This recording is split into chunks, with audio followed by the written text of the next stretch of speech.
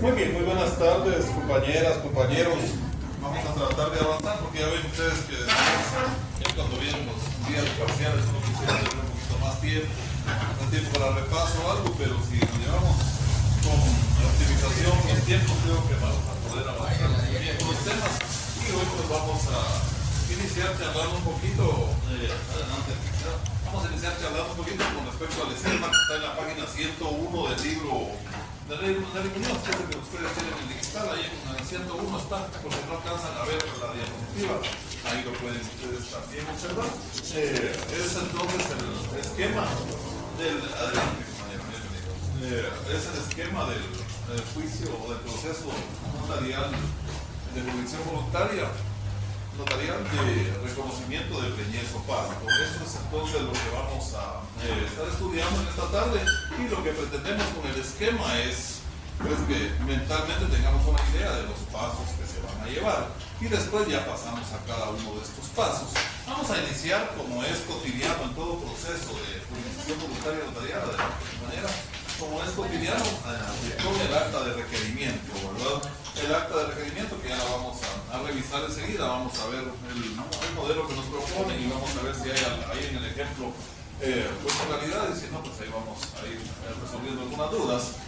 Pero antes de continuar, quisiera, Fernando se llama usted, ¿verdad, compañero? Fernando, a ver si usted se recuerda de lo que dijimos en la clase pasada. Si no se recuerda, no tiene pena, pero sí es importante que escuchen quienes están acá presentes, porque ahorita Fernando puede ser que nos aclare si en el examen viniera la pregunta número 7, por ponerles un ejemplo. En la pregunta número 7 encuentran ustedes que dice: indique cuáles son los 3 casos en que procede el proceso notarial de jurisdicción voluntaria de reconocimiento de preñez o parto. ¿Cuáles serían esos 3 casos? Por ausencia, muy bien, por muerte del marido, y el otro es sí, pero perfecto, ausencia, muerte y separación. Muy bien, y separación.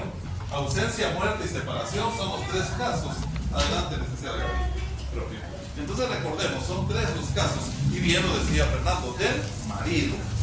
Ya, ahí el código civil así lo refiere, y también la ley generalmente así lo manda. Sin embargo, es lo mismo esposo que marido, ¿verdad? Son sinónimos para efectos legales.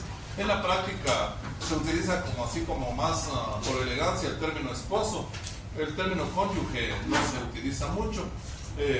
Muchas veces hemos escuchado hablar con cotidianidad del término cónyuge, y a uno se le pega de tal manera que en uno de los últimos matrimonios que yo tuve allá en el restaurante Vista del Ángel, ¿cómo se llama? Y en algún momento a mí se me escapó y dije cónyuge, ¿o no? Y luego se acercó un señor ya mayor, él, y me dijo: mire, fíjese que en alguna ocasión yo escuché un programa de televisión en donde decían que no se dice cónyuge, se dice cónyuge. No, pues si yo lo explico en clase, le dije yo, pero seguramente se me escapó, y gracias por la observación y todo. Pero sí, fue así bastante vergonzoso. Sin embargo, es porque en clases, inclusive, mis catedráticos en aquel entonces sí utilizaban con mucha frecuencia el término cónyuge, pero no lleva una U de por medio, entonces es cónyuge, ¿no? Sin embargo, el vínculo sí es vínculo conyugal, el vínculo conyugal, ¿no? Adelante. Sin embargo, si no hay ese vínculo conyugal, entonces no se puede hablar de reconocimiento del preñez o parto. Sí.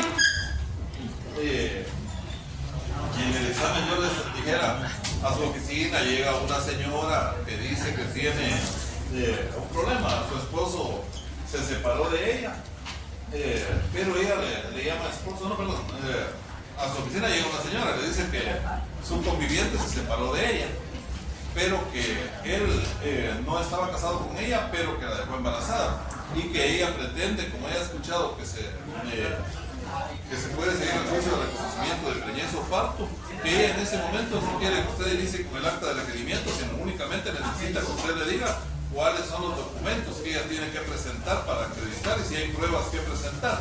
¿Ustedes qué le dirían, licenciada? ¿Qué le diría a usted?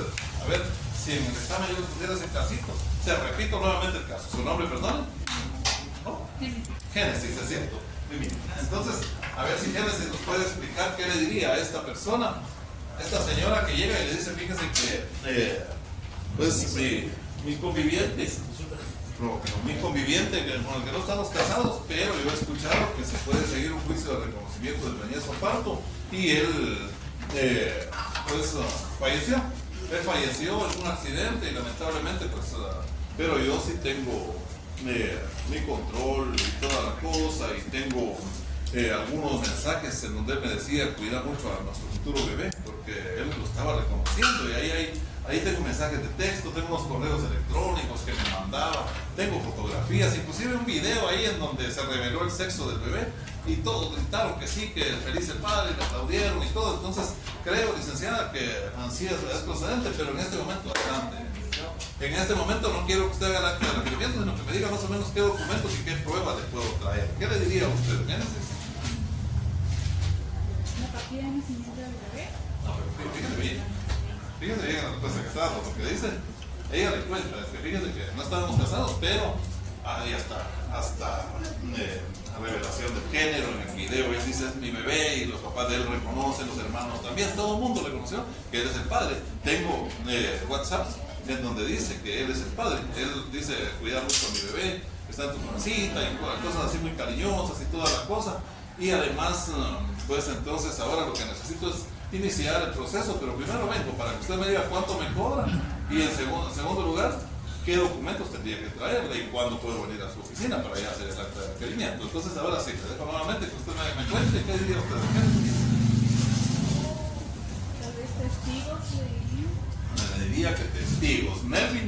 No, si Melvin todavía no estaba, por allá anda fumando afuera. Muy bien, entonces. Muy bien, pero ahí encontramos un problema con lo que usted empezó diciendo. ¿Acta de qué dijo? No estaba casada. No, pero por eso les pedí. A ver quién más quiere, porque después de lo que yo relaté, pues acá alguien tiene toda atención a lo que yo les dije, que el acta de defunción. ¿Alguien más que quiera aportar? ¿Lady? ¿Qué más? Pues el ADN se puede hacer, aún en la gestación, pero usted le pediría ADN. A ver quién más quiere darnos por ahí alguna idea. Vamos a ir por el orden con Keila, ¿verdad? Pero digo que no están casados. Ajá, entonces, Entonces no se podría. eso le diría a usted que no se podría. ¿Qué le diría a usted? Sí, también ¿Daniel? que este proceso de jurisdicción voluntaria no se puede llegar si no está casada la persona. Muy bien, ahí, lo que dijo Keila y lo que dijo Daniel, lo correctemos. No están casados, no se puede llevar. No se puede llevar. Señora, disculpe, ahí se tiene que iniciar. Le puedo prestar mis servicios como abogado para un juicio de filiación.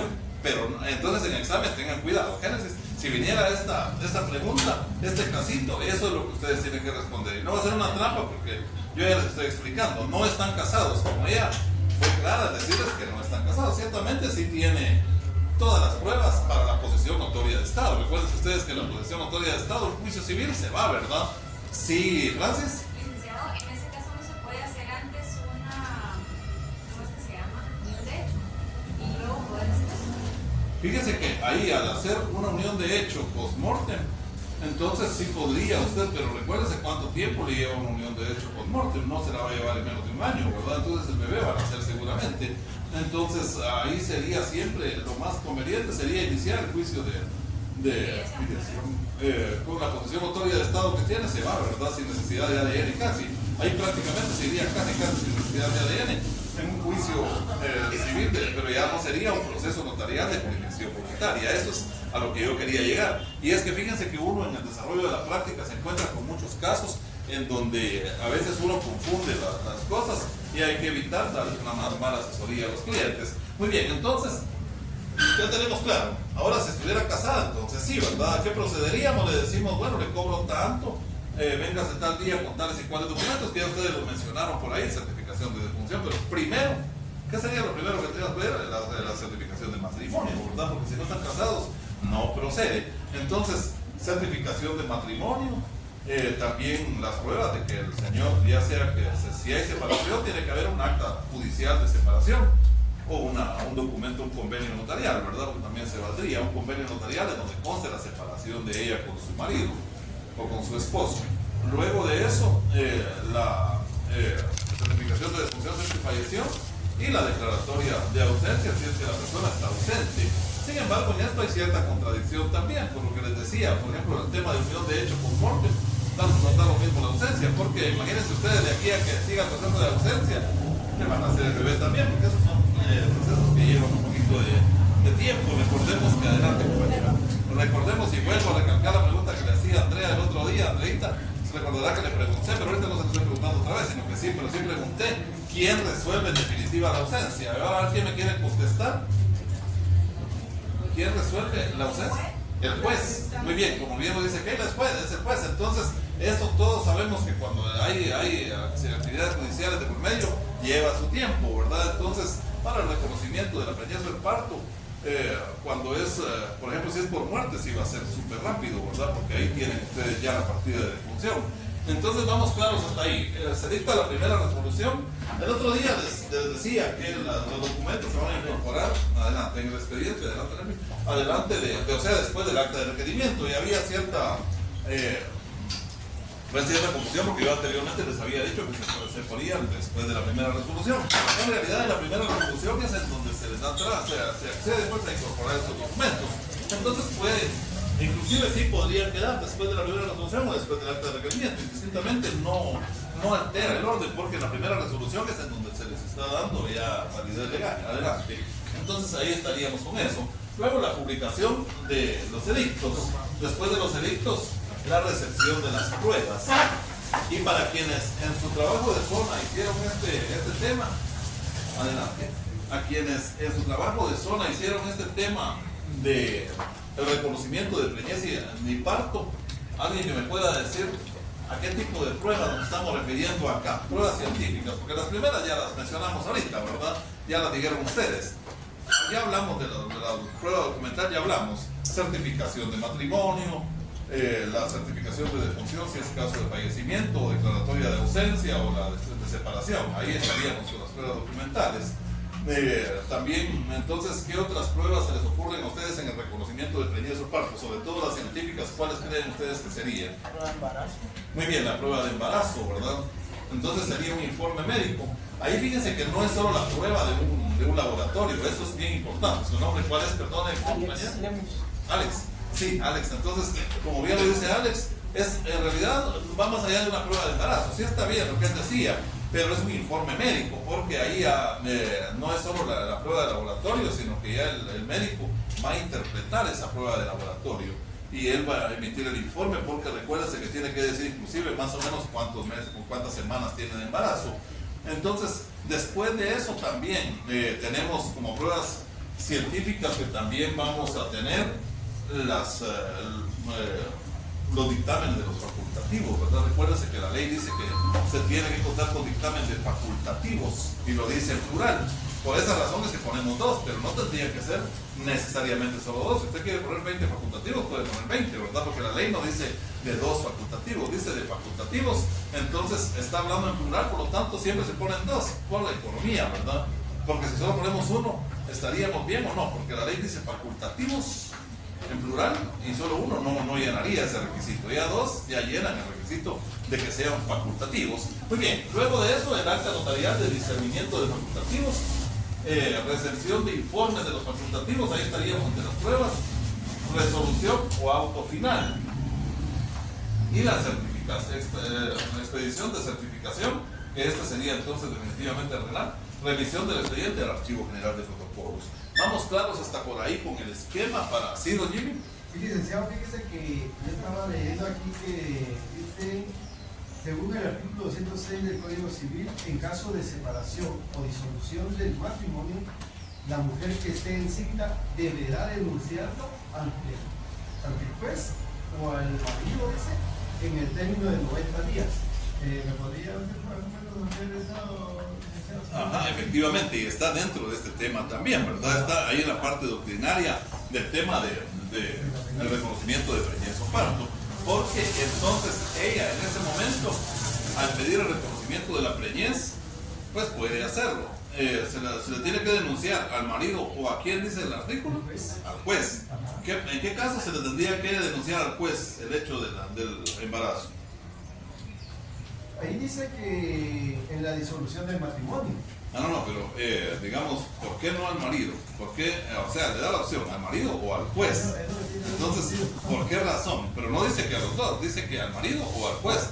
Porque si el marido falleció, está ausente, o hubo separación, y él no quiere saber nada, entonces se tendría que denunciar al juez, ¿verdad? O sea, denunciar quiere decir darle un informe al juez del embarazo. ¿Para qué? Porque recuérdese que el hijo nacido posterior al matrimonio se reputa nacido, después de la disolución, ya sea separación o divorcio.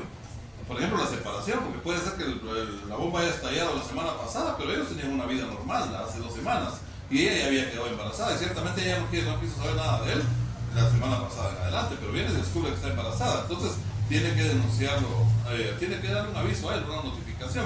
Ahí dice denuncia, pero el término correcto sería una notificación, ¿verdad? El término más técnico, pero en el término legal sí dice denuncia. Entonces tendría que notificarle para que él quede enterado de que hay un embarazo. Y entonces en ese mismo, pues simultáneamente ella puede pedir el reconocimiento a nivel notarial o judicial, según recordemos que tiene opción al trámite. Ella podría pedirle al juez que declare también la preñez, pero como judicialmente es un poco tardado, se hace de preferencia mejor ante notario. ¿Vamos claros hasta ahí? Sí, muy bien. ¿Alguna otra duda? Muy bien, entonces estamos ahí con el tema del esquema. Vamos a pasar ahora al siguiente punto, que ya sería el acta de requerimiento.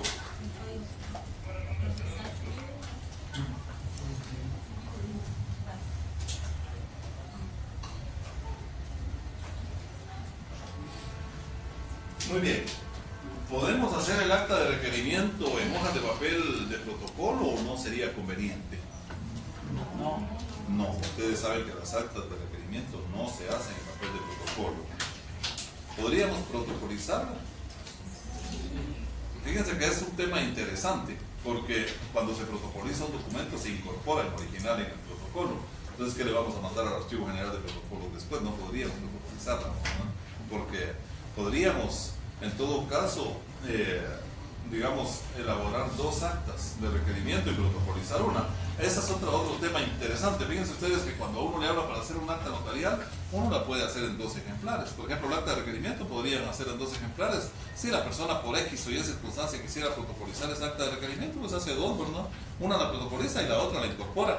Les he contado de cómo trabajo yo los matrimonios y se los sugiero porque ya en el otro semestre, si a mí me dan el honor de seguir dando a ustedes el curso de Derecho Notarial, ahí vamos a hablar del tema de la protocolización del matrimonio. Pero si por alguna razón por ahí me tira un carro o algo pasa, entonces no les voy a construir. Entonces, siempre les voy a hacer la sugerencia. Fíjense que cuando autorizan un matrimonio, ustedes habrán estado en matrimonios civiles y generalmente, ¿verdad?, le dicen a la gente, bueno, pues ya firmaron los contrayentes, ahora están invitados los honorables testigos a que pasen a firmar, pero en algún momento ustedes les pidieron su DPI y sus datos para incorporarlos en el acta, ¿no? ¿Verdad? Entonces fíjense ustedes que en alguna ocasión yo lo hacía, porque así fue como yo aprendí con los licenciados con los que yo estuve trabajando como procurador, así aprendí que lo hacían ellos, ¿verdad? Entonces uno tiende mucho a copiar ejemplos y a veces uno no se basa en la ley, sino que uno se basa, como así lo hace aquel y así me lo recibieron en el registro civil, entonces no había ni siquiera RENAP, entonces así se puede hacer y así se debe hacer, dice uno, pero no. En realidad después, ya haciendo mi propio análisis, llegué a la conclusión que esto era un caso de error, porque la ley dice que los testigos tienen que ser, pues son 3 clases de testigos. Están los testigos instrumentales, los testigos a juego y los testigos de conocimiento. Los de conocimiento son aquellos que vienen junto con el notario a hacer constar que la persona dijo que se llamaba así como dice que se llama, ¿verdad? Porque no tiene DPI. Ese es un testigo de conocimiento, es conocido del notario, dice la ley. Muchas veces la gente cree que es un testigo de conocimiento porque conoce a la otra persona. No, él conoce al notario y él entonces dice que sí, el fulanito dijo que se llamaba así y a él lo tiraron una moto y van a levantar el acta, pero no tiene su DPI porque por ahí en el accidente se perdió, los policías se lo llevaron a saber qué pasó, entonces necesita testigo de conocimiento. Muy bien, ahí va a ser para identificar a la persona que no tiene DPI, que éramos claros, ¿verdad?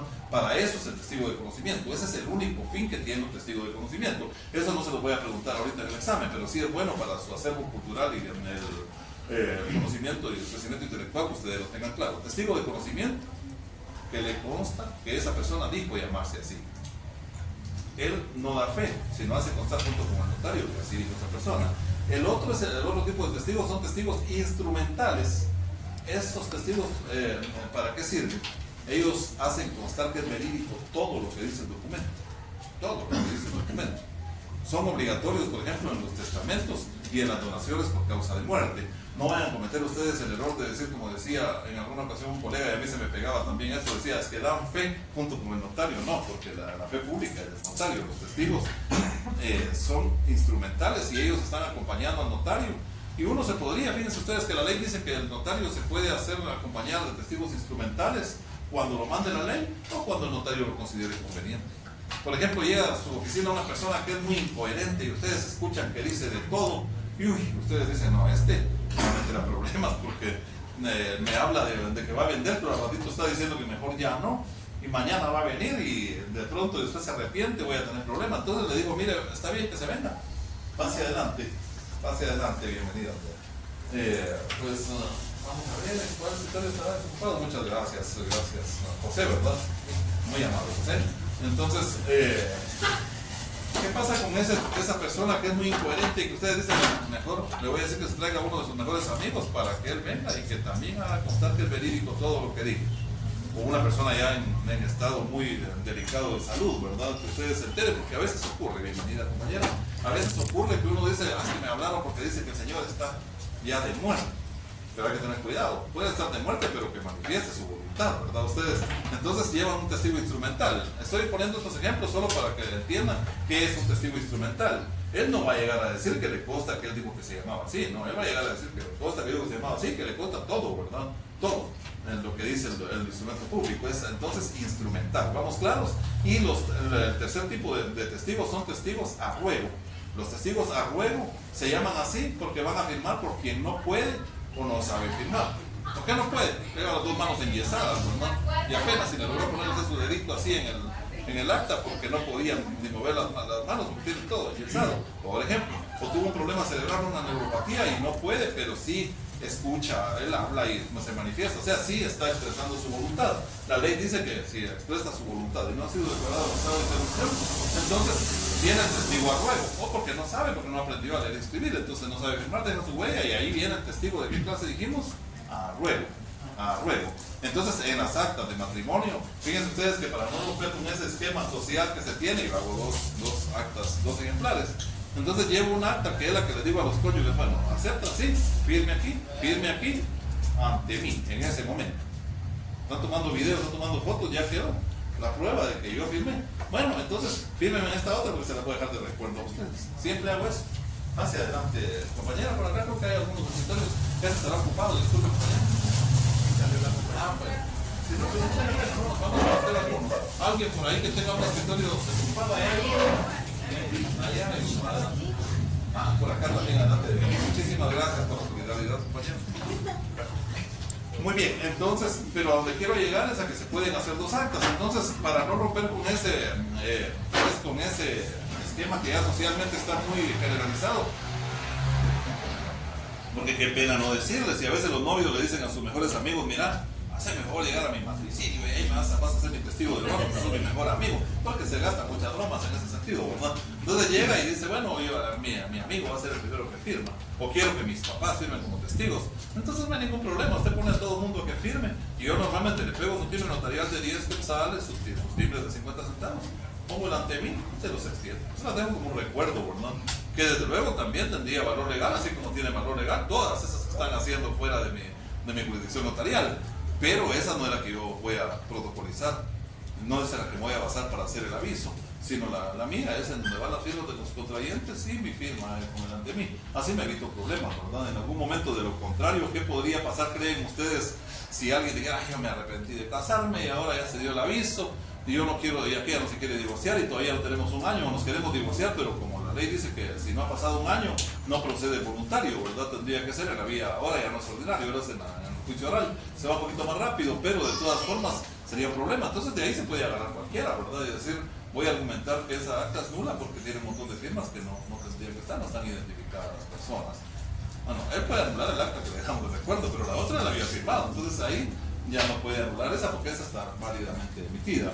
Y uno puede emitir muchas actas. Por ejemplo, yo cuando hago contratos de arrendamiento en documento privado, siempre hago 2 ejemplares.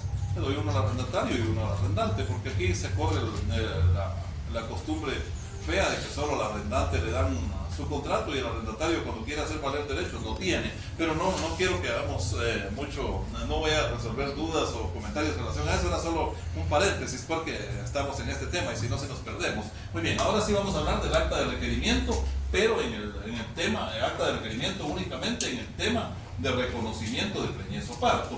Entonces fíjense ustedes que las actas, bueno, yo vuelvo a preguntar porque es importantísimo. ¿Qué tipo de acta es esta? Licenciada, su nombre, disculpe. Jennifer. A ver, usted me contará, ¿qué tipo de acta es esta que estamos viendo ahí? ¿Cómo se le llama? ¿En derecho notarial cómo le llamaríamos? ¿Acta qué? Acta notarial. Perfecto, felicitaciones. Acta notarial. Dante, ¿qué timbre fiscal? No notarial, sino ¿qué timbre fiscal le pegaría en cada hoja usted a esta acta entonces? De 50 centavos. Cuando deben estar firmadas todas las hojas, ¿o es suficiente con la última que esté firmada? Cada una de las hojas. Sí, el 62 del Código de Notariado dice que cada una de las hojas, ¿verdad? Ustedes. Entonces, esto no nos va a servir solo para jurisdicción voluntaria notarial, nos va a servir para cualquier tipo de actas en el futuro. Y lo que les decía hace un rato, uno tiene la mala costumbre de basarse en lo que le va sugiriendo o lo que uno aprendió en el bufete, o con los amigos con los que empezó a trabajar, ellos le dan a uno algunos formatos o le dan a uno guías, y uno muchas veces comete el error de basarse únicamente en lo que le van diciendo. En este caso, por ejemplo, hay mucha gente que viene a trabajar documentos privados de mutuo, por ejemplo. ¿Y para qué hacer los documentos privados? Si se puede hacer el protocolo, hombre. Se puede hacer el protocolo y cometemos ese error. Les digo porque yo también lo he hecho. Hasta ahorita hace 6 meses, un año, me puse a pensar, si da lo mismo, lo que voy a gastar son 20 quetzales más en 2 hojitas de papel de protocolo. Me voy a evitar estar pegando timbres fiscales por la legalización de firmas, tomar razón de legalización. ¿Cómo se hace la escritura? No es escritura, pues sí es una toma de razón de legalización de firmas en un pedacito de protocolo. Me ahorro todo eso, mejor lo hago el protocolo, le doy primer testimonio en vez de darle el documento y el cliente se va a ir. Y ahí sí ya les puedo dar un ejemplar a cada uno, les puedo dar primero y segundo testimonio a cada uno. Pero ¿por qué estoy hablando de todo esto? Porque en las actas notariales también ocurre lo mismo, podemos hacer 2 actas notariales cuando así sea el caso, ¿verdad? Por ejemplo, si es un hecho de tránsito y ustedes van a levantar un acta, entonces esa acta para las 2 personas que llegaron a un acuerdo, pero generalmente resulta uno dándole un acta solo a la persona que pagó, ¿verdad? Porque él fue el que pagó y el otro solo recibió el dinero, pero si después esta persona tiene, por ejemplo, una situación que tiene que demostrar que tuvo ese hecho de tránsito, y tiene que demostrarlo ante su patrono, por ejemplo, que por eso no llegó, llega a su bufete, mire, me voy a dar una copia, no se la llevó, que se fue enojado porque tuvo que pagar, ya no le quiso dar copia. Entonces, el acta notarial también se puede emitir en 2 ejemplares, o en 3 o en 4, como ustedes gusten. Lógicamente uno le sube un poquito los honorarios ahí. Muy bien, pero vamos a seguir hablando del tema específicamente. ¿Qué tal si la persona dijera, pero yo también quiero quedarme con un acta original? Se puede, ¿verdad? Ahora con las computadoras imprime 2 veces, firma y sella y se la lleva. Muy bien, quedamos claros. El 5 de junio, esta fecha la vamos a tener en cuenta para ver en adelante la primera resolución, de cómo después de la primera resolución los edictos, de cuándo se reciben los dictámenes médicos. Entonces acá pues está demasiado atrasada porque ya tiene 11 años de edad el formato, ¿verdad? Estamos hablando del 5 de junio del año 2014, pero ¿por qué le estamos poniendo importancia? Porque de ahí vamos a ir viendo cómo los tiempos, luego no podemos hacer una primera resolución con fecha 4 de junio, ¿verdad, compañeras y compañeros? Con eso hay que tener cuidado, no podríamos hacer una primera resolución con fecha 4 de junio. Sí la podemos hacer con fecha con el mismo día, se puede hacer la primera resolución, se puede emitir con fecha del mismo día, generalmente así es como lo hacemos.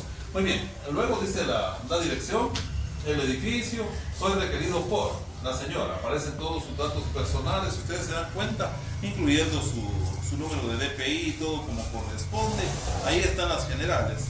Esas también ya sabemos que se tienen que incorporar siempre en toda acta porque el notario va a elaborar actas notariales haciendo constar aquello que puede observar, lo que le soliciten las partes, pero siempre a requerimiento, ¿verdad? Ustedes siempre, el notario va a actuar a requerimiento de parte. Entonces, como ha sido requerido en este caso, pues vamos a anotar todas las generales de la persona, que no se nos olvide cuáles son esas generales, ¿verdad? Su nombre completo y apellidos completos. Era la señora Zoila Hernández Ortiz de Porras, dice, de 30 años, nace edad, estado civil, es ama de casa. ¿Por qué dice soltera? Si está pidiendo reconocimiento de preñez o parto, ¿por qué creen ustedes que dice soltera entonces? Si dijimos hoy al principio que si no estaba casada con el susodicho no podía pedir reconocimiento de preñez o parto, entonces se me ocurre preguntarles por qué aquí dice que es soltera. ¿Será que porque así lo establece el TPI o por qué razón creen ustedes que podría estarlo diciendo así? Porque es viuda. Porque es viuda. Ajá, porque es viuda. Fíjense que con lo que decía Juan Luis, tengan ustedes cuidado. A veces nos pasa. Yo le digo a mi secretaria, no te bases en lo que dice el DPI, preguntarle a la persona si es soltera o es casada. A veces se casaron y no renovaron su DPI, entonces siguen apareciendo como solteros, pero en su estado civil es de casado. Entonces tienen que decir, recuérdense que después van a decir ahí adelante que declaran bajo juramento que todos los generales son ciertos. Si no, estaría incurriendo en perjurio. Te digo que es soltera y es casada, ¿verdad? En este caso ya no es casada porque viudó, ¿verdad? Entonces por esa razón precisamente aparece ese dato. Muy bien, soltera, ama de casa, guatemalteca de este domicilio, con documento personal de identificación, con código, ahí aparece, extendido por el Registro Nacional de Personas de Guatemala. ¿Quién requiere mis servicios para que se tramite ante mí las diligencias voluntarias extrajudiciales de reconocimiento de preñez, procediéndose para el efecto de la siguiente manera? Ahí es de preñez porque todavía no ha ocurrido el parto, ¿verdad? Ustedes, sin embargo, después vamos a ver más adelante que sí se tiene que demostrar que hubo parto. Sí, después se tiene que demostrar, aunque sea solo de reconocimiento de preñez. Pero ¿qué pasaría si ella no pudo iniciar esas diligencias a tiempo y después ya el niño nació? Podría iniciar las diligencias voluntarias extrajudiciales de reconocimiento de parto, sería, porque ya la preñez ya no, porque ya nació el bebé, ¿verdad? Muy bien, en este caso sí es todavía la preñez, procediéndose para el efecto de la siguiente manera. Entonces ya pasamos a los puntos. ¿Sí, don Jimmy? Sí, perdón, compañero, si hago algunas preguntas porque me hacen las dudas. ¿Por qué se tiene que anteponer la palabra extrajudicial de reconocimiento de preñez? Para mí, pues, la palabra extrajudicial va por otros lados, la desaparición extrajudicial, muerte extrajudicial o por ahí. Entonces, por eso yo tengo esa duda, porque siempre se tiene que anteponer. Muy bien, fíjese que, como recuérdese que se habla de diligencias voluntarias extrajudiciales porque son notariales, ¿verdad? Entonces, por eso, porque no son judiciales. Recuérdese que ahí está el principio de opción a trámite, ¿verdad? La jurisdicción voluntaria notarial nos da el principio de opción a trámite. Entonces, si la persona le llegara, como usted le dice, licenciado, ¿usted es abogado? Sí. Bueno, entonces quiero que me sigan unas diligencias ahí de reconocimiento de mi preñez. Pero le preguntó, entonces es abogado, y usted se las inicia dentro de la vía notarial y después le dice, no le dije que lo quería como notario, yo quiero que esto se lleve ante juez porque siento que esto es más, que ahí llevándolo ante juez va a ser más formal, va a tener más peso, entonces yo las quiero judiciales. Entonces usted ya no va a actuar como notario, va a actuar como abogado, porque como abogado ya puede irse ante el juez para hacer la solicitud y todo, pero ya va a ser solicitud que usted le va a elaborar a ella para que ella la presente al juez, ¿verdad? Y ya usted podría firmar como abogado, pero ya no como notario. Entonces, por eso estas son extrajudiciales. Por eso se llaman extrajudiciales, porque no son ante juez, sino que son ante usted como notario, ¿verdad? Muy bien, don Jimmy, ¿alguna otra duda? Muy bien, si no hay ninguna, vamos a continuar ahora. Dijimos que entonces vamos a pasar al punto primero. Entonces dice, procediéndose por el efecto de la siguiente manera. Primero, manifiesta la requirente que el 17 de noviembre del año 2001, y recuérdense que dijimos que era del año 2005, ¿verdad? El acta de requerimiento. Entonces estamos hablando de, vamos a ver si era junio del 2000, como pues casi 4 años después, ¿verdad? Porque de noviembre del 2001 para el 2002, 1 año, 3, para el 2004, 3 años, para el 2005, 4 años, pero como todavía no ha llegado a noviembre, está en junio, estamos hablando de 3 años y medio después de su matrimonio fue que ella solicitó o nos requirió para hacer esta acta, ¿verdad? Vamos tomando en cuenta eso de los tiempos. Contrajo matrimonio con el señor Alfredo Porras García, tal y como consta en la certificación de la partida Si estamos hablando de la partida, ahí no dice de matrimonio, tendría que decirlo, tal y como consta en la certificación de la partida de matrimonio, número tal y cual, por de matrimonios municipales del Registro Nacional de los Tesoros, y que su esposo falleció trágicamente en esta ciudad el día 15 de mayo del presente año. Fíjense ustedes, fue el 15 de mayo cuando falleció. Ella, pues lógicamente el duelo y todos los 15 días de mayo no los utilizó, no estaba para pensar en esto de las diligencias. Ella quería estar sola con su bebé y todo, pero el 5 de junio ella dice, bueno, ahora sí ya voy a empezar, porque si no mi bebé no va a tener un padre, no va a tener el apellido de él. Y el señor, como ustedes pueden ver, era de apellido Porras, ¿no? Entonces ahí fue donde nació doña Gloria Porras y todo, entonces se hizo reconocimiento, no mentiras. Vamos a continuar entonces con la lectura. Entonces son los temas que ella está manifestando, y dice de esta ciudad, vamos a ver, manifiesta que así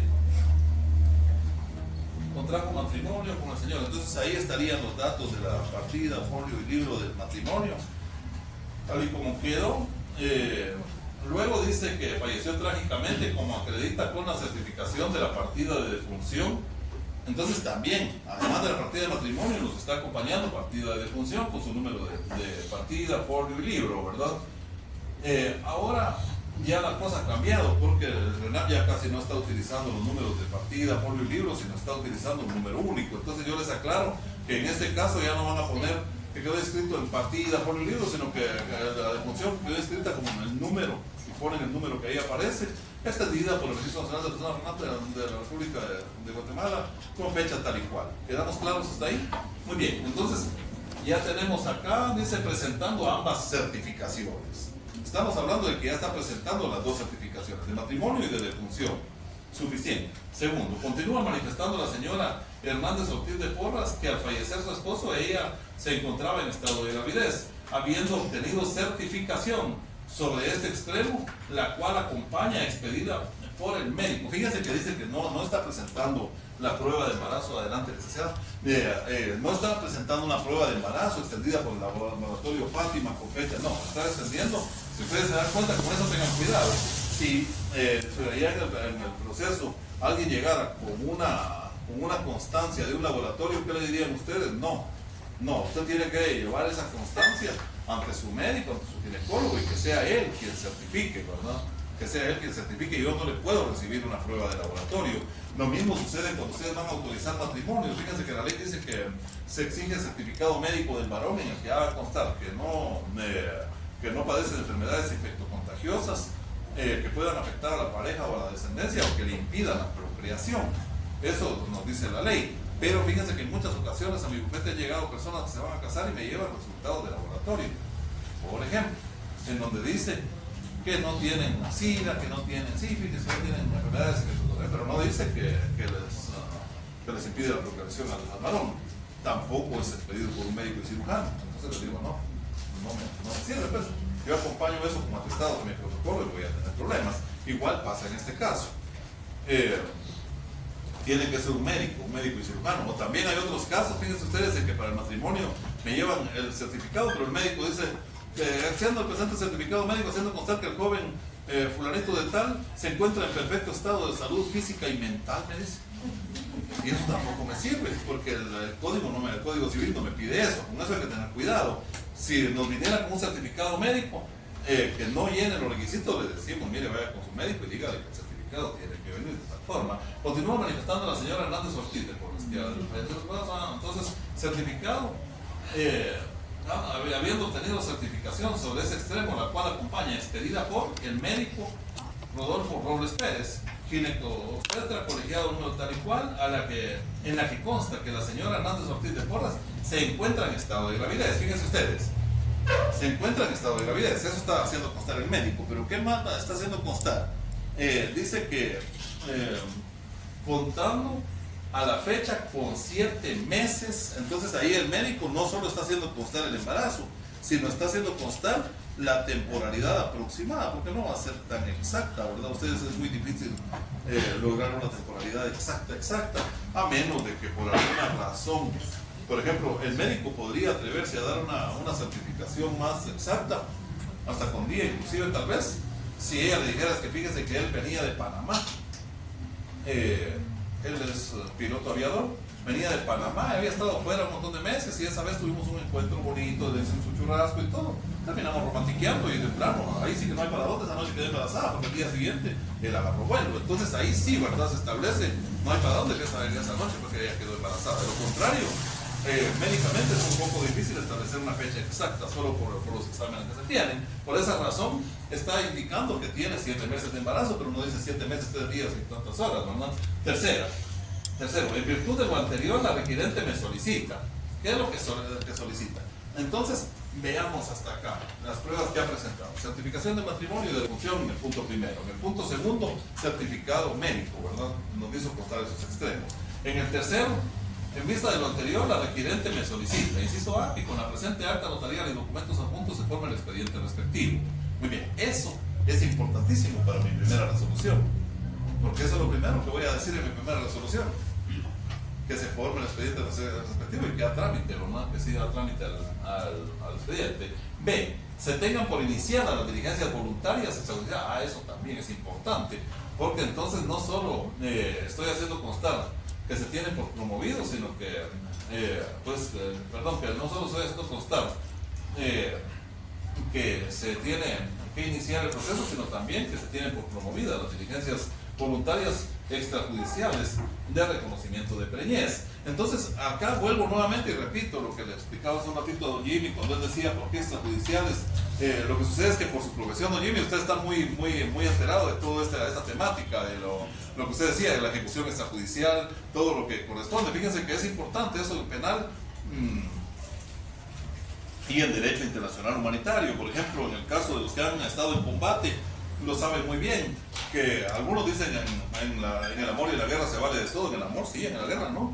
En la guerra no, el derecho internacional humanitario tiene límites, ¿verdad? Bandera blanca, por ejemplo, ¿verdad? Jimmy levanta bandera blanca y el que dispare ahí ha cometido homicidio, ¿verdad? Y ahí hay un fuero militar que lo va a sentenciar. Entonces, todo lo que es extrajudicial, pero no me quiero meter en ese tema, pero era solo para volver a explicar que acá hablamos de extrajudicial porque es notarial, no es judicial el tema por el principio de opción al trámite que nos da el 54-77. Muy bien, entonces después dice se tengan por iniciar las diligencias voluntarias extrajudiciales de reconocimiento de preñez. En el inciso C, se tengan por ofrecidos y presentados los medios de prueba documentales acompañados, que ya dijimos que son la certificación de matrimonio y de defunción.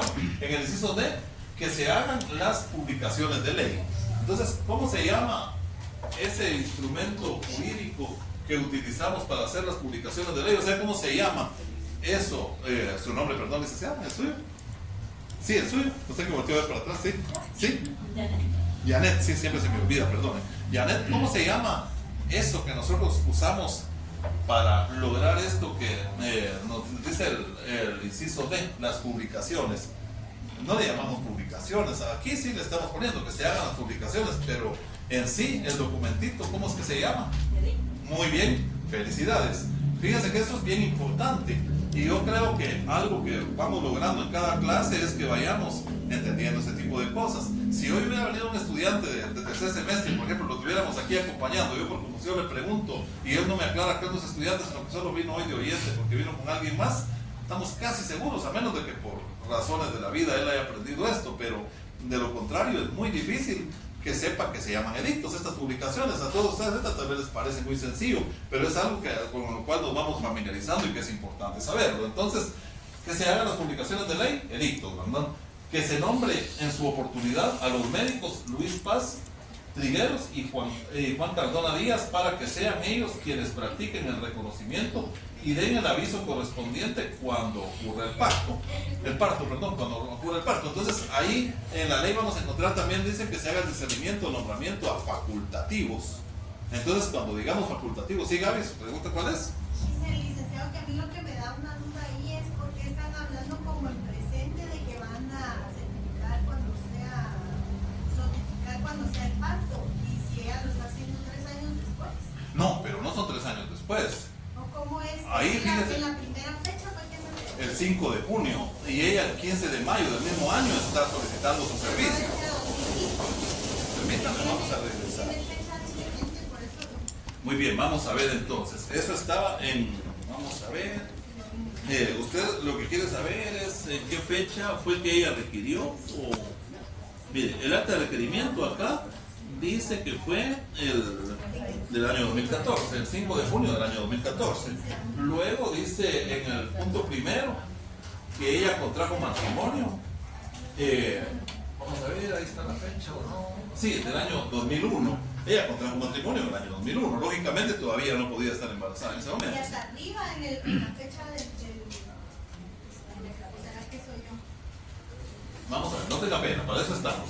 Aquí es el 5 de junio del año 2014, ¿verdad? La otra fecha es de la certificación de matrimonio, ¿verdad? La del 2001. Vamos a ver. Y contrajo matrimonio en el 2011. Vamos a ver, acá lo tenemos, acá lo tenemos. Entonces, contrajo matrimonio, entonces, vamos a ver, manifiesta la requerente que el 17 de noviembre del año 2001, dice, de esta ciudad, de los oficios del alcalde municipal, contrajo matrimonio. Fue en el año 2001, pero eso fue cuando contrajo matrimonio, él todavía estaba vivo, lógicamente. Y ¿verdad? entonces él falleció en mayo.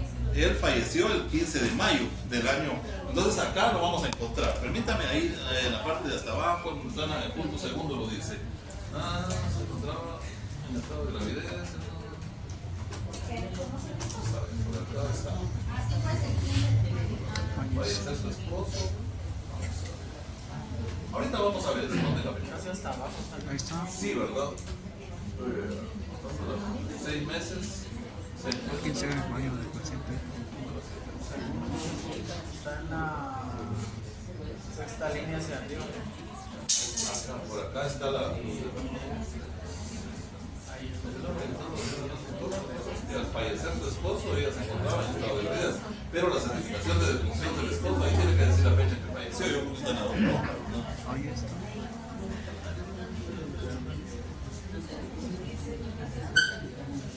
Estamos un poquito perdidos. Ya lo encontré, sí, ya lo vi. Pero lo mismo está correcto. Está por el punto primero. Por el primero es, pero ¿cuál es la fecha? Es que yo lo que pasa es que no alcanzo a entender muy bien qué es lo que, dónde fue donde Y es usted. que yo entendí que en el 2024 ella estaba haciendo un requerimiento y que estaba como creí que había el desfase ahí. Ah, bueno.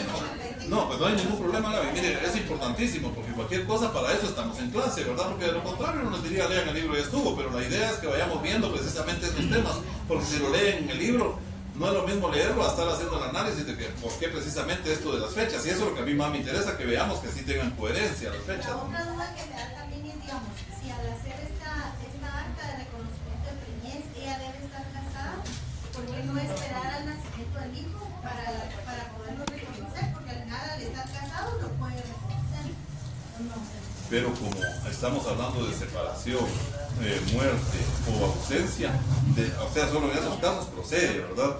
O sea, en general, por regla general, él ya no está vivo. Por eso es que se está haciendo el reconocimiento de preñez o parto, porque él ya no va a poder llegar a reconocerlo, porque ella falleció, él está ausente o se separaron y él tal vez va a querer o no va a querer, ¿verdad? Y lo reconocer.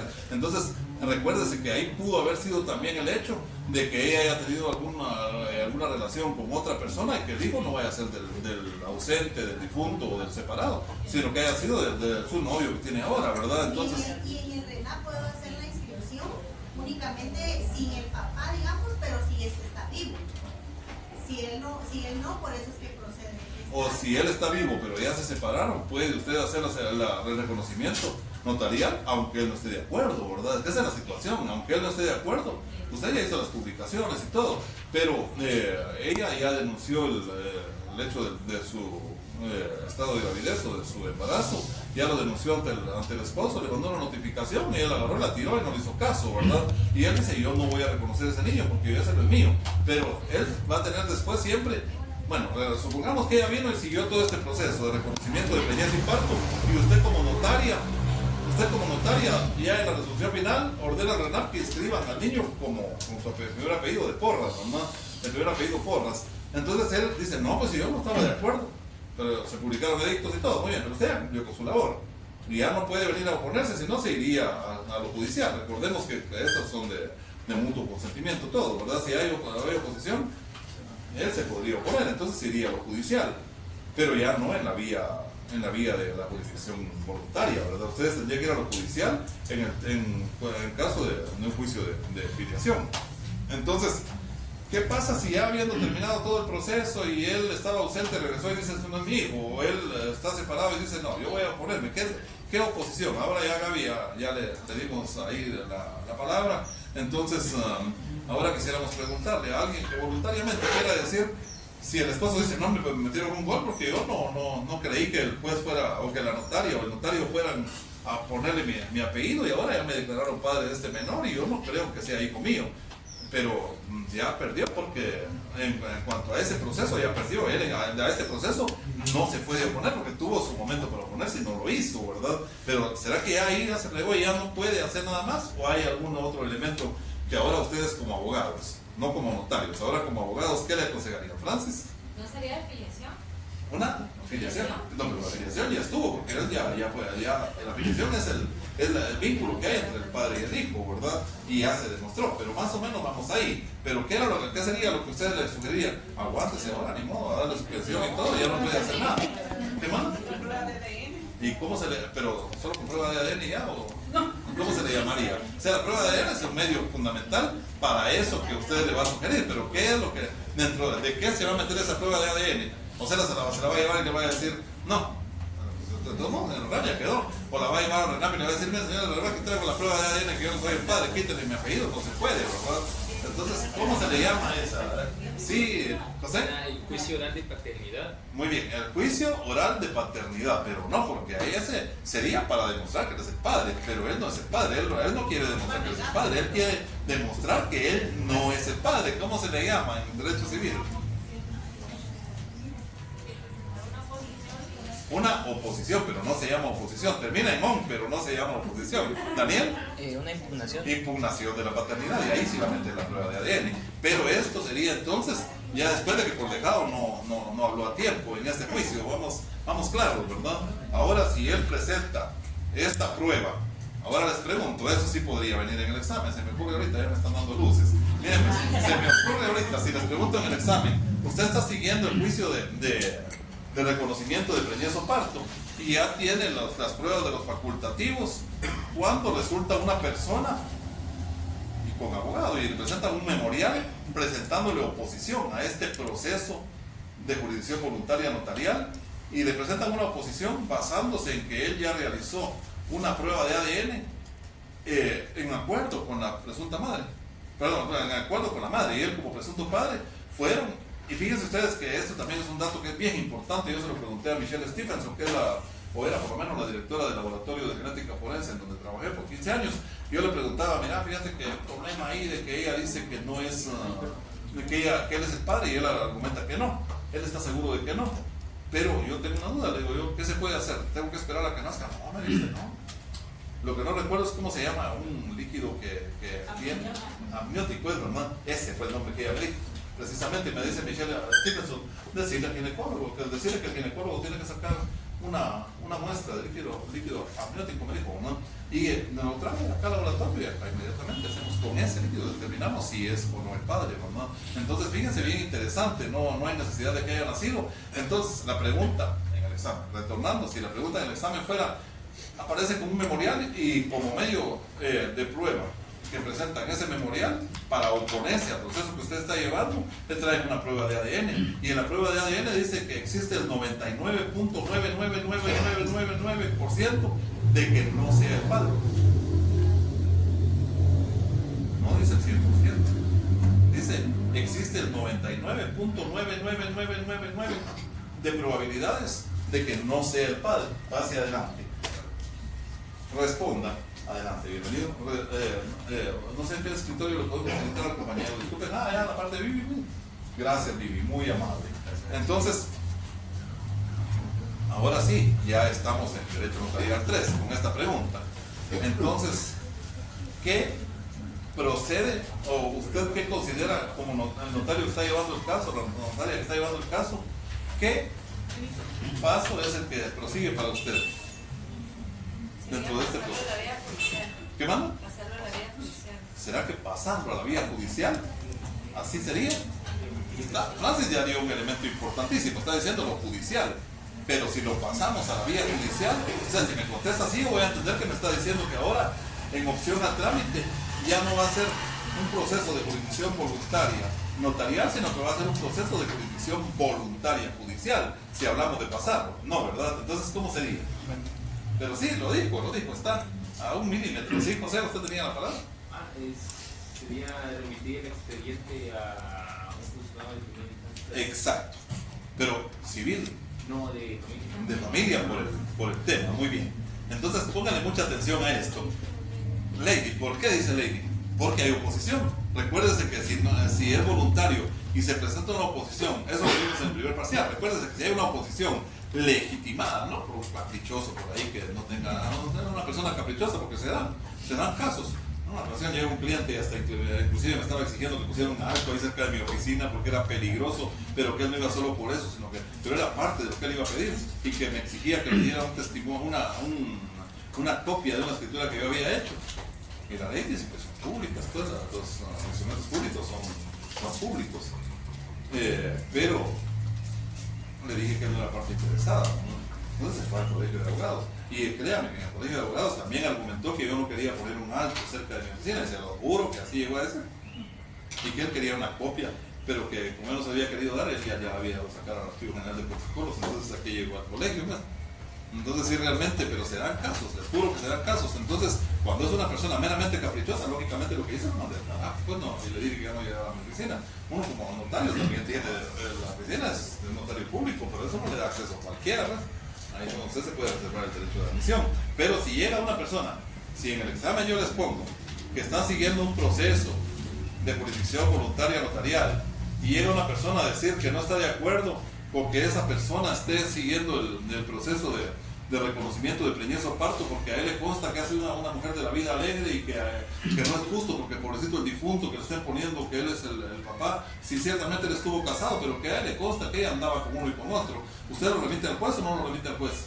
No tiene por qué hacerlo, pues sí que debía decir que era su mejor amigo o era el compadre o era no sé qué del difunto, pero él no está legitimado, ¿verdad? Entonces estamos claros en cuándo sí hay legitimación. Entonces Lady ahora sí ya le queda más o menos clarito porque... Bien, me confundí en cuando hay oposición y cuando es una impugnación de paternidad. Sí, exacto, porque ahí lo que sucede es que si hay oposición y llevaron la prueba de ADN, entonces ahí lo que él estaría haciendo es impugnar la paternidad. Entonces ya se tendría que pasar con el juez, pero eso ya sería un juicio de impugnación de la paternidad, ¿verdad? Él ya entonces, lógicamente, ya tendría que proceder, pero usted como notaria, o sea, usted no se va a meter al tema de impugnación o no de impugnación. Usted lo que tiene que hacer es remitirlo al juez para que el juez ya resuelva, ¿verdad? El juez va a decir, a lugar a la petición y a la oposición de la parte, porque ahí el juez puede ser que se lo regrese, ¿verdad? Si el juez dice no al lugar porque no tiene sentido,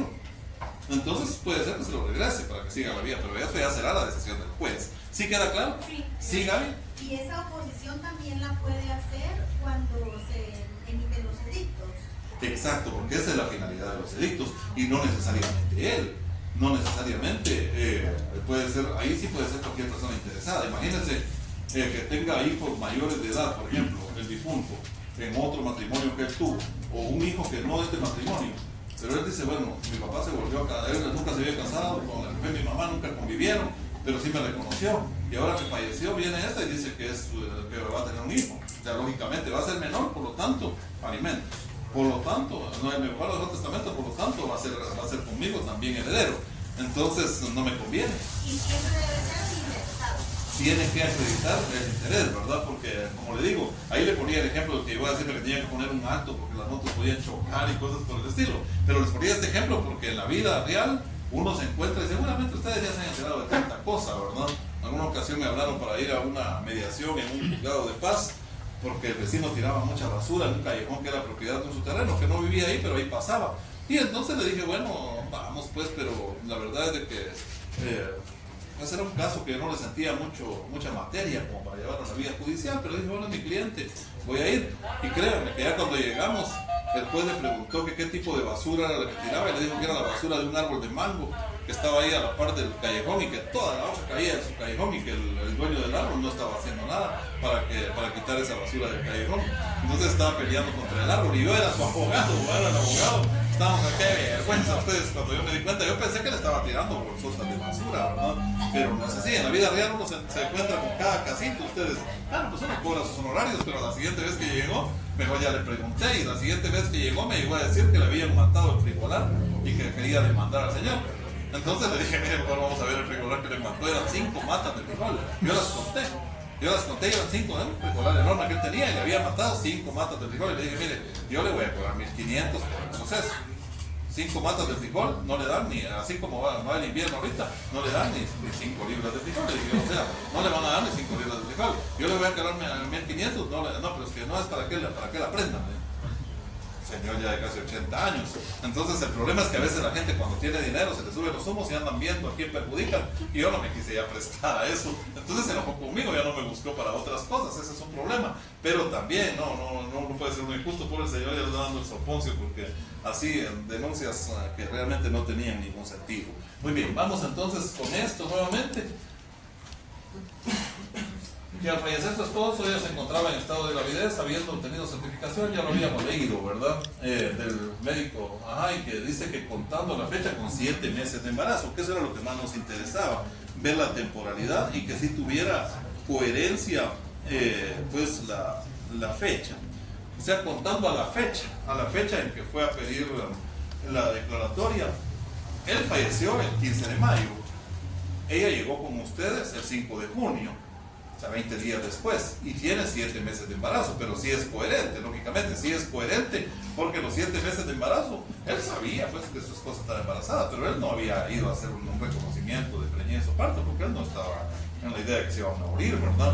Muy bien, vamos claros hasta ahí. En el punto tercero, en vista de lo anterior, la requirente me solicita, y eso fue lo que ya habíamos leído también, que se tengan por ofrecidos los medios de prueba, eso ya habíamos dicho, que se hagan las publicaciones de ley, hasta aquí íbamos con lo del edicto, que se nombre en su oportunidad a los médicos. Entonces era lo que yo les explicaba, que en la ley dice facultativos, van a ser médicos, ¿verdad? Y cuando ellos, para que sean ellos quienes practiquen el reconocimiento y den el aviso correspondiente cuando ocurre el parto. Fíjense bien en la última parte de esto, antes del inciso F, porque además estos médicos, el primero dijo cuántos meses de embarazo tenía, porque era su médico ginecólogo, etcétera, ¿verdad? Pero estos otros dos facultativos, además de hacer constar que a ellos también les consta que ella está en estado de gravidez, ellos también se están comprometiendo a dar el aviso cuando ocurre el parto, ¿no? Aunque no lo atiendan ellos, porque ellos van a quedar como peritos, digamos, como expertos en el tema, ¿verdad? ¿Y los dos tienen que ser ginecólogos? No necesariamente, porque dice facultativo, es interesante la pregunta. No necesariamente. Recuerden ustedes que en la práctica en Guatemala ocurre lo mismo que con los abogados, los médicos y los abogados. Yo soy penalista, dicen los muchachos, y vamos a ver su doctorado en Derecho Penal, no tiene doctorado, ¿verdad? Es abogado y notario, pero ejerce en la práctica. Entonces es penalista porque a eso se dedica. Es como cualquiera, ¿verdad? Soy notario, sí, soy abogado y notario, pero yo ejerzo más el notariado porque la práctica eso hago. Eso pasa muchas veces con los médicos que dicen soy doctor, pero no son doctores, son médicos y cirujanos, su título está a nivel de licenciatura. Sin embargo, es válido. Pase adelante, licenciado, pase adelante, bienvenido. Vamos a ver quién por ahí nos facilita un lugar para acá. No, pero no tenga pena, por acá, por ahí algunos compañeros habían dicho, ¿hay uno? Allá hay un lugar, no tenga pena, pase adelante.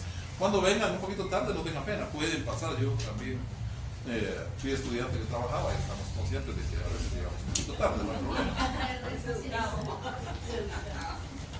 Entonces, lo que sí pido normalmente es que no van a hacer las que me hacía Milton Torres, un mi alumno que llegaba y se ponía, pasó, calma, no sé qué, y tenía yo que esperar 5 minutos de saludar a todos los estudiantes, y cuando me enojé, pues yo sí le llamé la atención, pero no es lo correcto, bueno, entonces entramos caeditos. Muy bien, entonces vamos claros hasta por ahí. Y decíamos que entonces en la práctica hacen especialidades a veces porque se dedican a eso. Entonces en legislación no nos pide que sea, si se da cuenta, dice dos facultativos, no dice que tengan que ser doctores pues en la materia, ¿verdad? Ahora, por ejemplo, en Guatemala, fíjense ustedes que no hay expertos en genética forense, no hay carrera en Guatemala, ni la del Valle tiene la licenciatura en bioquímica y la San Carlos tiene la de químicos biólogos.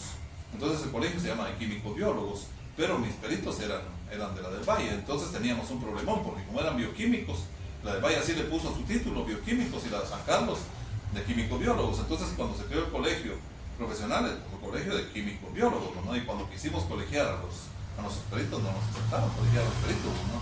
Y era un tema complicado, porque para acreditación ISO nos pedían la colegiación de ellos. Entonces tuve que llevarme a los peritos en esa ocasión, y Michelle Stevenson, que es muy elegante y muy fina para hablar, sí lo logró convencer, no de que nos colegiara, sino que le dieran una hoja donde constara la negativa de parte del colegio de químico biólogos. Si no hubo mayor problema, ahí mismo nos metieron al oficio, pero no los admitieron. Entonces se podría uno pues, presentar un amparo, pero nuestra finalidad era acreditar a través de lograr la normativa ISO internacional, acreditar a nuestro laboratorio, y con eso se logró. Entonces son mecanismos, ¿verdad? Ustedes en el transcurso se tienen que ir dando cuenta, pero no hay acá una carrera que los acredite en el tema, que sean expertos en el ácido desoxirribonucleico, que es una palabra muy difícil, pero más difícil es pedir perdón, dicen muchachos. Entonces el ácido ese es el ADN, es lo mismo. El ADN es ácido desoxirribonucleico, ahí es en donde sale. Pero pensé que cuando les dije que en el examen decía que era el 99.99999% de probabilidades de que no fuera el padre, me dijera alguien por ahí, pero como no dice que sea el 100%, entonces lo hice a propósito, porque como trabajé tanto tiempo con ellos, me explicaban y yo les insistía en que no pusieran ese resultado, sobre todo en penal. Recuérdense que en penal la duda favorece al reo, y cuando vienen y dicen hay probabilidades de que él haya sido quien cometió la violación, porque en el preservativo encontramos ADN de ella en la parte exterior, y en la parte interior encontramos ácido desoxirribonucleico de él, la probabilidad es del 99.9999999 de que sí sea de él el ADN. Yo les decía, ¿por qué hacen eso? Porque no hay un 100%. En ADN no se puede establecer un 100%. Es solo el 99.999%. No se puede establecer un 100%. Entonces les decía, bueno, si no pueden poner un 100%, pongan en su informe pericial que para efectos de ADN esto es lo máximo que se puede lograr a nivel mundial, y que esto podría para efectos de interpretación equipararse a un 100%, porque es lo más cercano, y en ningún país del mundo se va a encontrar un 100%, sino un defensor hábil inmediatamente le va a decir, señor juez, ahí en el caso de duda se favorece el reo y dubio pro reo. Igual en el caso de lo civil, tengamos claro esto, para pruebas de paternidad y filiación, o en estos casos, el ácido desoxirribonucleico nunca lo van a encontrar con un porcentaje de 100%, y es que no es como la prueba de sangre de positivo o negativo, no. El desoxirribonucleico, inclusive cuando estuvimos en eso, valdría la pena, tal vez esto es más para derecho civil, pero ya que estamos en este tema, me atrevo a compartirles estos conocimientos que adquirí ahí con ellos. Valdría la pena también explicarles que esto depende de una estadística, de un muestreo estadístico que se hace. Es decir, que si vamos a un laboratorio de Japón, es afuera, ¿verdad? Muchas gracias. Si vamos a un laboratorio de Japón a hacer una prueba de ADN de un padre guatemalteco o una madre guatemalteca, no es recomendable. Si vamos allá. Ahora, si ya los japoneses montan su laboratorio acá y todo, es porque ya hicieron un muestreo estadístico de nuestra población. Existen varias, por decir, razas humanas, ¿no? El caucasoide, el mongoloide, el negroide, nosotros somos del área mongoloide porque venimos más del área asiática, ¿no? El negroide es de África, el caucasoide es del área de Europa, y eso genera diferencias profundas en el ADN. Entonces, si viene alguien y quiere equiparar los mismos protocolos que se usan en España, acá en Guatemala no va a funcionar. Se tienen que hacer protocolos propios para el país, o ya para El Salvador, Nicaragua, porque sí, con México, por ejemplo, pero ya si vamos a los Estados Unidos, la genética va a ser bien diferente, ¿verdad ustedes? Entonces, hay que tener en cuenta esto, como les decía el otro día, uno, por ese hablar de temas que uno no conoce, hay que tener bastante cuidado. ¿Verdad? Ustedes van a alcanzar un prestigio alto como abogados. Entonces a veces uno comete el error de empezar a querer dar también criterios médicos, por ejemplo. Yo si les hablo de esto porque estuve 15 años ahí oyendo eso cada rato, ¿verdad? Entonces sí, algunos conocimientos generales, pero si alguien se acerca y me dice, mire, ¿nos puede explicar un poquito más? Yo les diría, no, mejor vayamos con una persona más adecuada al respecto. Y como no es el tema para esto, si no, les diría, contratemos a alguien, pero no es directamente esto, porque acá, si ustedes ven, no hay ADN de por medio. Su nombre se me olvida otra vez. Alex, sí, es cierto, a pesar de que me toca ahí. Ahí donde dice que él es el padre. Esto lo vamos a a resolver. Solo dice, digamos, en la certificación médica va a hablar de que está embarazada, pero ¿dónde dice que...? Para eso es el proceso, porque cuando lleguemos a la resolución final, usted, Alex, va a ser quien va a declarar que eres el padre. Usted, porque ya ha terminado. Entonces, vamos a ir ahí. En la primera resolución, pues es igual que todas las que ya hemos leído. Acá fíjense que después de la parte inicial, que es igual, dice, con base en el acta notarial que antecede, se tiene por promovida las diligencias voluntarias de ella. 2, agréguese, entonces, que se tiene por promovida. Luego agréguese los documentos, ¿verdad? 3, publíquese los edictos. Si se dan cuenta, vamos igual que en el acta de requerimiento. 5, lo demás solicitado, preséntese para su oportunidad. Ahí estamos. Entonces, después de esto, vamos a ver. Acá tenemos entonces. ¿Y esos médicos son de su conocimiento? Sí, usted puede, como notario, usted puede sugerir quiénes sean, ¿verdad? Ah, ok. Entonces, ahí vamos a ver ahora lo del edicto. En el edicto, pues vamos a ver que esta es la publicación que se hace. Como ustedes pueden ver, es un edicto bastante corto, bastante sencillo. Se hacen así para evitar que salga muy caro, ¿verdad? Edicto. Esto no se le pone. Lo que nos pone: soy la Hernández Ortiz de Porras, ante mí promovió diligencias voluntarias. Si hacemos un edicto muy grande, se puede, no hay problema. Usted puede poner todo el acta de requerimiento si quiere, pero lo van a cobrar por línea en los diarios y ahí le va a salir muy caro. Muy bien. Entonces, hechas las publicaciones, hacemos el discernimiento del cargo a los médicos. Entonces, fíjense ustedes que dijimos que los médicos tenían que hacer constar el estado de embarazo, y también, además del estado de embarazo, tenían que dar aviso cuando ocurriera el parto. Entonces, acá es interesante porque acá vamos a hacer un discernimiento, pero lo vamos a hacer a requerimiento de estos médicos. Ya sea que los haya propuesto la señora o que ustedes los sugieran, ahí no hay problema, la ley no dice quiénes tienen que ser. Entonces, y no tienen que ser precisamente de médicos del INASIF, porque en este caso, como no es un procedimiento judicial, si ya se fuera a la vía judicial para una impugnación, para temas de impugnación, ahí sí es un proyecto del INASIF, ¿verdad? En este caso, pues el discernimiento es notarial, entonces se hace constar todo lo que corresponde a que los médicos y todo. En la cláusula primera manifiesta que está debidamente enterado del cargo que ha recaído en él, sí que en él ha recaído como facultativo dentro de las diligencias de paternidad y filiación seguidas por esta señora, mismo que de manera expresa. Segundo, ante dicha aceptación y con el juramento de cumplirlo a cabalidad y ajustado a la verdad, procedo a discernírselo, haciéndole saber que deberá informarme los siguientes extremos. O sea, como notario, usted tiene que informar a ese facultativo. ¿Qué es lo que le tiene que informar? En primer lugar, la condición de gravidez de la señora. En segundo lugar, el tiempo aproximado. Recuérdense que el médico había dicho como 7 meses. Entonces, en primer lugar, bueno, si está embarazada y tiene 7 meses. No, si está embarazada, tiene lombrices, la pasa, la tiene mirando, pero no está embarazada. Bien, ahí ya no procede, ¿verdad? Ya no procede. Y el tiempo aproximado, si él dice que son 5 meses, bueno, ahí entramos en contradicción con el primer médico. Pero el primer médico, eso no interrumpiría el proceso. Eso hay que aclararlo, no interrumpe el proceso. Muy bien, ahí la fecha probable de alumbramiento, las demás circunstancias especiales del reconocimiento y cualesquiera otros datos que considere convenientes. Y al ocurrir, fíjense bien, al ocurrir el parto, miren a lo que se está comprometiendo, al ocurrir el parto, entonces tiene él también la obligación de avisar cuando ocurre el parto, es lo que dice ahí en la parte final. Entonces dice, al ocurrir el parto, dar el aviso en forma inmediata. No habiendo más que hacer constar, se finaliza la presente en otro lugar y fecha y ahí termina. Y el otro discernimiento va a ser idéntico, ¿verdad? El otro facultativo que estaríamos acá, porque como dijimos, la ley dice facultativos en plural, por eso es que estamos teniendo 2. Entonces prácticamente las mismas condiciones van a ser, si se dan cuenta, van a ser las mismas obligaciones las que les vamos a imponer como notarios para que avise si está en estado de gravidez, si no lo está, si lo está, cuánto tiempo tiene y todo. Entonces la pregunta que hacía Alex es: ¿quién va a declarar que el difunto o el ausente o el separado es el padre? Acá empezamos con la resolución final.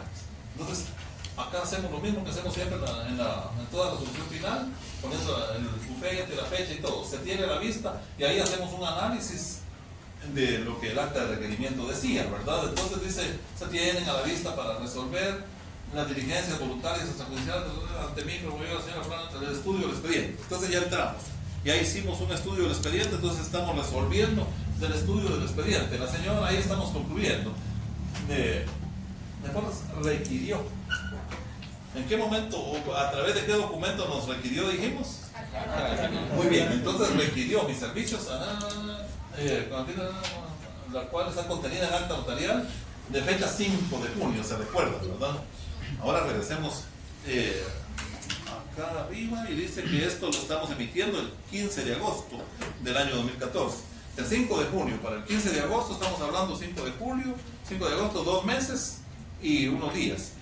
¿Y por qué? Porque había que esperar al alumbramiento, ¿verdad ustedes? Hasta ahí recibimos los informes de los médicos, nos dijeron que ya había nacido la criatura, entonces ahí sí ya podemos emitir la resolución final, estábamos a la espera, entonces ya vamos claros hasta ahí de por qué esperamos, ¿verdad? Entonces ahí decimos que ella lo solicitó y todo, y que nos acompañó los documentos, ahí vamos a hacer una relación de lo que ella acompañó. Luego de la primera resolución, con fecha 5 de junio, que fue la misma fecha, ustedes se dan cuenta, en la misma fecha del acta de requerimiento se hizo la primera resolución, se dictó la primera resolución, a la cual se tuvo por iniciar la diligencia, dejando agregado al expediente los documentos de las pruebas rendidas, documental, certificado de matrimonio y de defunción, como ya habíamos dicho, ¿verdad? Pero ahora vamos a agregar otras pruebas documentales. Con eso hay que tener bastante cuidado. Dice, de la señora extendida por el Estado, todo esto de B, certificado de defunción, pero en el C, certificado médico extendido por el doctor Rodolfo Robles, que fue la primera que nos presentó ya en el acta de requerimiento, indicando que estaba embarazada. A esa fecha se encontraba en su vigencia, fecha 18, esa la había extendido a la fecha de 18 de junio, ¿verdad? Entonces, luego dice 32 semanas, en el inciso E, informe del médico que atendió el parto. Y miren quién fue el médico, Zoila Hernández Ortiz, o sea, ella fue una persona ajena.